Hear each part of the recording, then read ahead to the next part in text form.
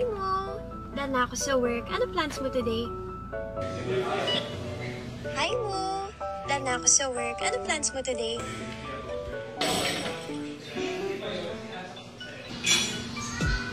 Hi mo. Wala naman, workout lang. Ikaw, may gagawin ka pa today?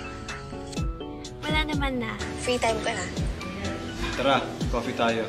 Tapusin ko lang workout ko. Sige. Puntahan na kita dyan. Wait mo ako. Okay mo, ingat. See you. On the way na ako. I'm here na. Okay mo, walking. It really feels like you're having a real conversation with the new Buzz app.